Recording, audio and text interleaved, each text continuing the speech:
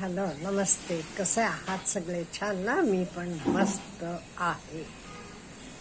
आज मला थोडंसं ज्येष्ठ नागरिकांशी किंवा जे ज्येष्ठ होत चाललेले आहेत, आज किंवा उद्या होणार आहेत, ह्यांच्यासाठी जरासं शेअर करायचं आहे का, म्हणजे नुकतीच घडलेली घटना आहे ही.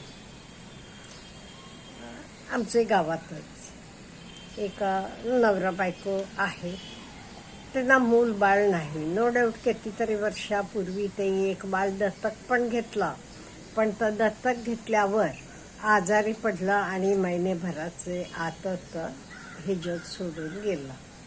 मग ते काही दत्तक घ्यायचे वगैरे भानगडीत पडलेत नाही. दोघंच होते, नवरा बायको. आणि आता वय होत जाणारच की हो. मग खूप असे स्पिरिच्युअल नेचरचे एका काय म्हणू मी, गुरु म्हणेन. बुवा म्हणायचे मी शब्द गुरु वापरते. त्यांचे संपर्कात आले. सगळे रोज त्यांचे तिथे जायचे, दोघंही नवरा बायको. म्हणजे हे बघा, घरात मूल नाही, बाळ नाही, आणि वेळ तर जायला पाहिजे का नाही. त्यामुळे जायला लागले. ठीक आहे तोपर्यंत. मग हे काय केलं, हे ना वाटलं आपल्या नंतर काय हे करायचं. मोठा वाडा आहे त्यांचा, आणि आपले नंतर म्हणजे हे नवरा बायको नंतर हे आपण ते गुरूंचे आश्रमासाठी द्यायचं म्हणून कागदपत्र करून दिले.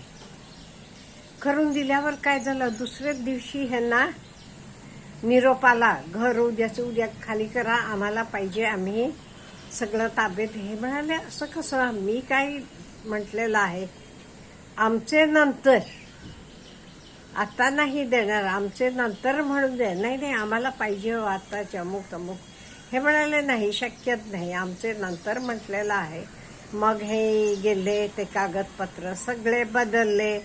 मग त्यांचे भाचेचे नावावर तर सगळं करून दिले का, म्हणजे भाचा हे ना हवं तेव्हा दवाखाना, तर हे सगळं करायचं. त्याचाही भरपूर आहे, त्याला काही कमी नाही आहे, पण तो ह्यांचं सगळं करायचं. त्यामुळे मला हे शेअर करायचं आहे. आपण काय होतं, वय होत जाते तसं जरा त्या मनानं वीक म्हणणार नाही मी, मऊ बनत जातो. वाटते आपले नंतर काय, हे आपल्याला एवढा समाधान दिले, हे मिळते, मग काय आपले नंतर देऊन टाकूया, असं तर ठीक आहे त्या वेळ, पण आपले नंतर ना. पण मला काय म्हणायचं आहे, ह्या काही सगळ्यात तशा असतील असं म्हणायचं नाही. संस्था असतील, काही गुरु असतील, बाबा असतील, बुवा असतील, मा असतील, कोणी असतील, कित्येक वेळेला आपल्याला असं दिसते त्यांचं सुद्धा खूप जीवन म्हणजे निस्वार्थासाठी नाही ते जगत. खूप त्यांचं स्वतःची माया भरपूर जमवतात. त्यामुळे कोणी किती आपण गेलो, नो डाऊट काही गुरु वगैरे मला पण आवडतात, नाही म्हणत नाही मी, मानसिक शांती मिळते, बरं वाटते. पण किती आपण त्यांचे आहारी जायचं हे मात्र आपण ठरवून घ्यायला पाहिजे.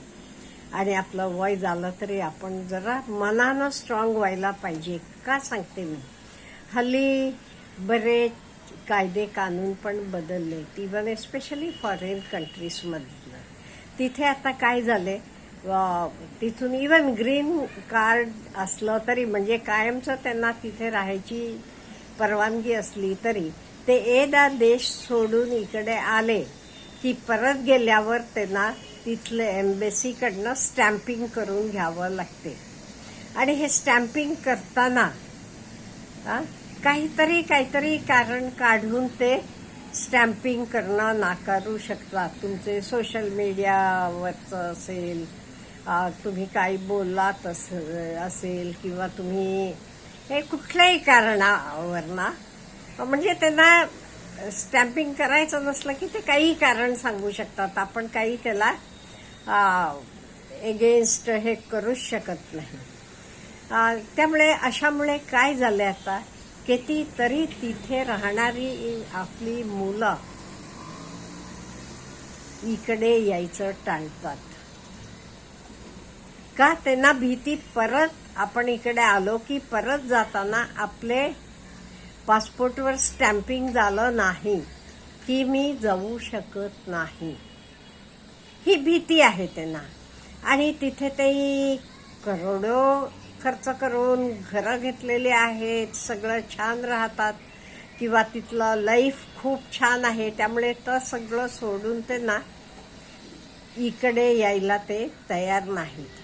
त्यामुळे आपण ज्येष्ठांनी ही मनाची तयारी करायला पाहिजे की आपण एकटं आलेलो आहोत, जाणार पण एकटंच. आपण जे काही केले मुलांसाठी, त्यांना शिक्षण दिले, त्यांच्यासाठी सगळं काही केले, ही माझी ड्युटी होती. माझं पण माझे आई वडिलांनी केले ना. इन द सेम वे माझी पण ड्युटी होती. ती ड्युटी मी आनंदानं केलेली आहे, हे आपण लक्षात ठेवायचं. आणि कुठली अपेक्षा ठेवायची नाही. नाही म्हणजे नाही, नेल. माझी ड्युटी मी चांगली केलेली आहे, माझं मी व्यवस्थितपणे राहू शकतो. आपल्या आपण इंडिपेंडेंट राहत असताना ठीक आहे, आपल्या आपण इंडिपेंडेंट राहावा. नाही वाटलं काही मेडिकल कंडिशन्स, अशा वेळी आपल्याला माहीत आहे कितीतरी ओल्ड एज होम्स असतात with medical care. No doubt त्यांचे चार्जेस जरा बाकीच्यांपेक्षा जास्त आहेत आणि बरोबरच आहे की आपण नुसतं पैसा ठेवलेला म्हणून का आपल्यासाठी उपयोगाला आला नाही, ते काय उपयोग त्याचा. त्यामुळे असले केअर घेणारे ओल्ड एज होममध्ये जाऊन राहायची सुद्धा आपण मनाची तयारी ठेवायला पाहिजे. हे खूप महत्वाचं आहे. मग नाही ते नुसतं रडत बसून उपयोगाचं नाही. मी आजूबाजूला बरेच माझे मित्रमंडळींचं बघते म्हणून सांगते, आपण वय झालं तरी वीक बनून जायचं नाही. नो डाऊट आपल्याकडे पैसे असतात, पैसे द्यायचे, हवं तर करून घ्यायचं.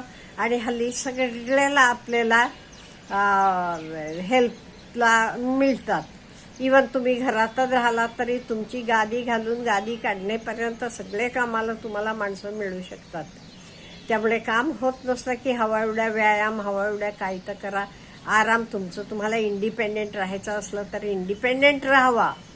नाही राहता येत असं वाटलं तर कुठलेही केअर घेणारा, म्हणजे नर्सिंग म्हणा, केअरिंग असे ओल्ड एज होम्स असतात, तिथे जाऊन राहायची सुद्धा आपली मनाची तयारी पाहिजे. आपण कुठेही मनानं वीक होता कामा नये. मी नाही ते मी त्यांचं एवढं केलं, आज बघा येतात तर का नाही का. अहो ते पुढे जायचं असते त्यांना, ते त्यांचे लाईफ विषयी हे आहे. त्यांना वाटते इकडे आलं, परत जाताना स्टॅम्पिंग झालं नाही माझे पासपोर्टवर, मी कसं राहणार तिथे, किंवा व्हिसावर, व्हॉट एव्हर इट इज. अशी त्यांना एक काळजी वाटत असते. त्यामुळे त्यांचंही काही सगळं चुकते असं नाहीये. त्यांनाही वाटत असते मनानं, पण इलाज नसतो. आणि शेवटी हे बघा, प्रत्येक पिढी मी म्हटल्यासारखं आपले आई बाबांचे खांद्यावरनं जाते. म्हणजे आपल्यापेक्षा ते मोठे होत जातात, त्यांच्यापेक्षा त्यांची मुलं मोठी होतात. त्यामुळे पुढे जायचं त्यांचं स्वप्न आहे. आणि आपल्यालाही काय, आपल्यालाही ते आनंदी सुखी राहिलेलं तर आपण हॅपी आहोत का नाही. त्यामुळे मेनली आपण सिनियर सिटीजन्स आहे, मनानं खंबीर राहायचं. मी माझी ड्युटी सगळी केलेली आहे व्यवस्थितपणे. I am happy, God is with me म्हणा. आणि माझा मी आनंदी राहू शकतो, माझं मी इंडिपेंडेंटली राहू शकते, तोपर्यंत माझं मी राहू शकते. झालं नाही तेव्हा कितीतरी हल्ली सोयी सुविधा उपलब्ध आहेत, तिथे मी जाऊन आनंदी राहू शकते. तिथे माझे बरोबरीची माणसं मला भेटतात, छानपैकी राहू शकते. पण मी कधी दुःखी होणार नाही.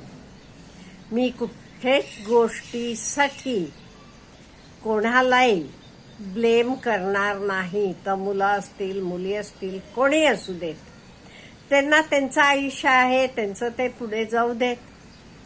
आम्हाला आमच्याकडे बघायचं आहे. एवढ्या जरा मनानं प्रत्येक ज्येष्ठ नागरिकांनी स्ट्रॉंग व्हायला पाहिजे.